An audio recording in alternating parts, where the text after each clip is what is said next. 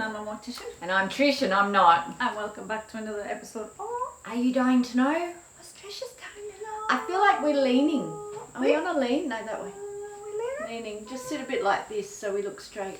Oh, are we straighter now? Hi guys. Hello. How are you? Hello.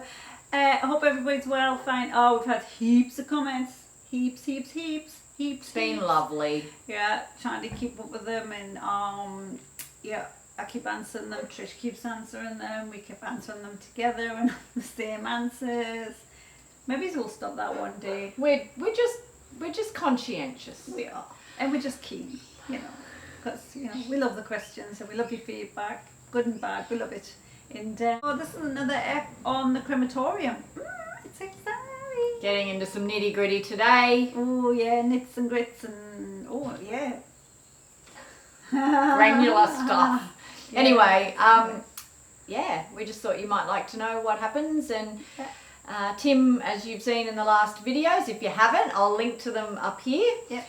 Tim has been really forthcoming in the information, and he feels a bit the same way as we do, in that he just wants people to know that there's nothing to be afraid of. And they actually hold open days regularly at the crematorium, which I thought was really interesting. It is good. For that purpose, so people can, see what happens, not see it while it happens, but understand how the process works and what's involved. And that's good. It is good to get the public in. So, it's like what we're trying to do here. So you dispel the myths. You can go and have a look at the crematorium. You can see how it's laid out, how, it's all automated. It's all very, it's beautiful. It's beautifully great. done, isn't it? It's a great area. It's gorgeous. It's got some gorgeous gardens outside. They're lovely.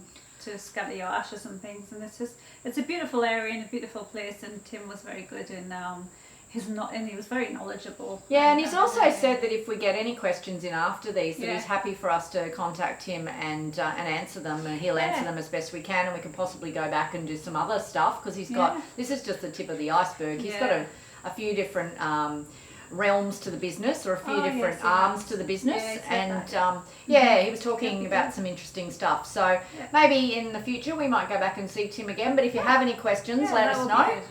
And we'll pass them on to Tim and get answers for you. And of course, still like and subscribe and tell your friends. Yeah, do that. Yeah, please. Please. Yeah. Pretty please. Yeah. We're not going to beg. No. You don't need to beg. No. Thank you. We'll just try and make sure you've got some interesting content to watch. How's that? Yeah, thank you. All right, guys, we'll get out of your faces and cut back to Tim and more of the crematorium. Yeah, bye. Bye. Yeah. So is there a certain temperature it goes to, or is there a set temperature you have it? And what's how hot does it get there? Yes. Okay, in this state, in Queensland, Australia, the set point, and there's two flames. There's an afterburner, which is an after chamber, and that deals with any pollution, and it preheats the machine for us. And then there's the ignition flame, or the cremation flame. Afterburner temperature has to be at 750 degrees Celsius before the cremation burner is allowed to start. And then once that cremation burner has started, it will come up to around about 1,000 to 1,100 degrees Celsius, and it will just work its way. The computer will operate the machine to make it work at around about 1,000 degrees. Wow. And that's pretty hot. Yeah. And then how long does it take after you've opened the door then and you've brought all the remains out into that collector vessel? How long does it take for the thing to cool down? Good question, and that depends entirely on how long the cremator has been running with the person in it previously. If it's a big person, it's been a 2-hour cycle time. The time to cool is a lot more, and it depends on the time of the day as well. If we're on our 4th or 5th case from the day, it takes longer to cool down. The brickwork in the cremator, is the refractory, is like a sponge. It will absorb only so much heat throughout the day, and that's why our particular cremator will get the heat, and it expands as well. So we've got to be very careful about cooling, heating, because it causes cracks and things. So we try not to let it cool too quickly, because it shocks the bricks, and we don't want to damage the internal brickwork. Wow. So if you're doing 300 a month-ish, how many do you do in a day? And is it just a constant thing? You take those out, you move that vessel away, the next one comes in? Yeah, it's just almost non-stop, Right. about 18 a day. So yeah. So 24 hours? No, No? just Okay. working hours. Okay. 10 hours. Yeah. Okay. So just to go back to when you've got it all in the vessel and you've got the bones, what do you do with the bones that are still big? Because when we get the ashes, there's just little ashes. Yep. So what happens there? Okay, once we've removed the cremated remains from the machine into Yeah. the hopper, they're then put on the cooling rack. Yeah. It's at that point where we will run a magnet across the remains, and that's to take out the nails and the screws and Oh, okay. from the coffin. Right. Flower wire, the florist wire. Oh, yeah, where there's flowers being any with them. metal jewellery or anything like that is taken out with the magnet. Right. The magnet, however, doesn't pick up titanium. Hip joints and knee joints are Yeah. made of titanium. They're quite obvious and Yep, big. yep. So Yeah. we'll remove them and take them aside. Yeah. We then take the remaining bones, or what we call cremated And remains. the ash that's Yeah. with it? It's not ash. There's no such thing as Oh, okay. So there's no Oh. actual flesh burnt down to ash that comes out with all of that? no. It's just No. bones? Just bones. Wow. Oh, there you go. So that I didn't know burns that off. either. Yep. Well, there you go. So everything burns away, and Right. in metric terms, it doesn't matter if you're a 200 kilo person, 100 or a 50 kilo person, we've all got the same skeleton. Right. Yeah, so when people say they're big boned, it's a Yeah. crock. No, Yeah. well, it's not, because they might be solid bones, they might have good quality Okay, and then Right. Type disease bones. That's right. Yeah, Yeah. yeah, yeah. So leading on from there, we will take the cremated remains, the bones, and we'll put them into what we call an ashes processing machine. There's different names for that, a cremulator or a ashes processing machine or a ball mill. And all it is just 5 solid steel balls that Yeah. roll around in a drum. The drum has very small holes in it, and as that's rolling around, underneath is the container, the plastic temporary urn. Mm-hmm. And Okay. as that's rolling around, it's crushing those bones up into a fine powder, Right. and that's our quality control. The size of those holes is the only thing that will come through Come those holes through there. comes Yeah. into that container. And you'd Okay. expect to have about 4 to 6 kilograms of cremated remains. Yeah, Don't they're- quote me on that. No. but, Yeah, yeah, but they do fit when we get, because we get them from you, Mm. where our work's not far, and we get Mm. the plastic urns, and they do sometimes feel very, very heavy, Yeah. obviously. I mean, if you've got babies and children, it's different, but yeah, it's they are quite weighty, so. Mm. And all the bones then go through that process and you end up with nothing in the drum and everything in the That's right. Yeah. collection Yep. receptacle. Yep. Well, that's fascinating. Yeah. Occasionally we may have missed a screw or a nail with the magnet, and it's at that point inside that drum, it won't fit through the hole, so we can locate it there. Okay, so Right. you can take that out. Yeah. Okay. Wow. So they're that's good. pulverised in that way. Yes, Yeah. yes. Okay. There's other ways of doing it as well, with like a blending machine, or Mhm. there's other ways of doing it, but we've found that works the best for us. Excellent. Yeah. Wow. And again, that answers the question of, are you only getting your own person's remains Yes. back? Because Yes. obviously only one cremation is happening at a time. Yeah. One person goes into that. To the Tumbler. machine. Yeah. Yeah. Yeah. So yes. What did you call it? A cremulator? I didn't call it that. No, but yeah, I is called that it an a name? ashes processing I machine. like cremulator. Well, you That's can very, call it that. that's very Cremulator. 1960s, isn't it? It sounds very 1960s. I like that. Cremulator. I don't know. It's like a household appliance. We Oh, all well. need a cremulator. Oh, do you guys know how to, in wherever you're from, in America, Canada, Europe, do they have a different name? We don't know. Yeah. Yeah. Tell us. Yeah. Write in and let us know. That actually leads into the last question of this first little set is, are you aware of any different rules or laws regarding cremation in other states or countries? Have you heard of anything that's like wildly different to how we do it here? I've travelled all over the world, and I've looked at all different places, but I don't specifically look at the law as Yeah. such. I Yeah. know that I believe in America that you have to identify the body prior to cremation. Mm-hmm. Okay. So there Yeah. are things like that. Even Yeah. in Australia, each state has its own.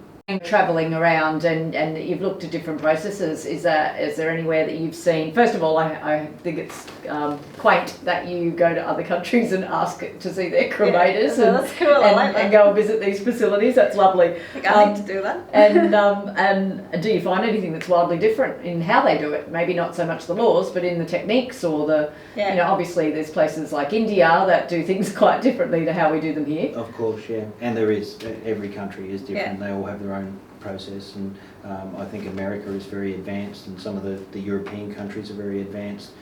Like you say, with India, with an open funeral pyre, There's nothing wrong with that, and that's been occurring since the beginning of time, and that was the first cremation that ever occurred, so that's what happened. It seems quite more natural to me that everybody's involved and sees it and has a part to play in the ceremony and all that sort of stuff. Yeah. Well, talking about people being involved, do you often get family wanting to come into the cremator area and be involved, and how are they involved? Yep. More involved just in watching what goes on. Wow. I have on occasion given a family member the opportunity to actually push the start button. Wow. And that then helps with their closure, if you like, or their finality, that they were able to light the final flame maybe. Wow. But majority of people don't want to do that, and it's a bit of a health and safety thing. I've got to be a little bit careful with that as well. Yeah. But it gives them some form of saying, I've done something. But our facility has a glass area, and we'll get to see that. And that's where the family will congregate and watch the cremation. Not actually watch the cremation, but they'll watch the coffin go into the cremator, the door closed, the button's pushed. They can hear it, they can feel the heat and stuff in the room. Wow. It's not something that I'd expect that they stand there for an hour while the entire process goes on. Right. I would much more encourage them to go out into the gardens. Yeah, I think peaceful place, and just think about the person while that's occurring. Absolutely, I think, I agree there. I don't think I could do that, You didn't ask me about DNA. Oh, DNA. What do we need What to do we ask need to about know about DNA? I have to just say to you, as I understand it, you can't get DNA from cremated remains. Okay, interesting. That's how I understand it. Right. Okay, that's interesting. I actually never thought about that. But, well, once you cremate it, that's it, isn't it? Yeah. I guess that's why the coroner has to be so thorough. If Yes. there's Because anything once suspicious. it's gone, it's gone. Yeah, and that's why they can't release till they've got everything crossed and T to make sure. Yeah. Interesting. That is interesting. Yes, absolutely. Yeah. There is a law specific to Queensland, and it might be national, is that once a crematorium has cremated somebody, they are only required to hold the cremated remains for 12 months. After 12 months, if the ashes, called ashes, cremated remains, are not collected, the crematorium has the authority to scatter those cremated remains. So, so I might recommend that if people have ashes at a crematorium waiting to collect them, go pick them up. They should go Go and pick them up, people, please. Because once they're scattered, you'll never get them back. Oh, absolutely, yeah. That's right. Yeah, that's right. Yeah. Have you had any unusual requests from people? This isn't on my list, I'm ad-libbing now. Any requests from people when they're collecting their remains, they want them split up into 5 different lots, or they want anything unusual there? Yep, and it's not a strange question. We very often will have ashes at a minimum split into 2 portions. It might be 2 kids. We've had up to 10.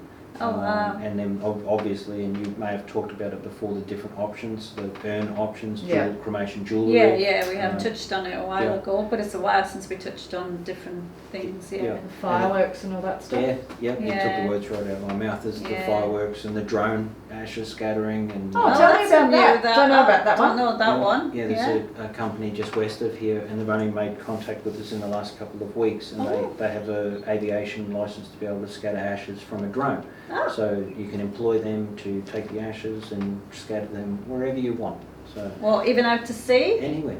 Wow. As long as it's not probably at the airport. Yeah. I'm sure you wouldn't be allowed to do that. But in flight thing there. Oh, that's different. Well, that's very new. There's so many different options for people with cremated remains, and why I like cremation is because it becomes a portable memory, and then you can actually take those ashes. It's not the person; it's just their crushed up bones.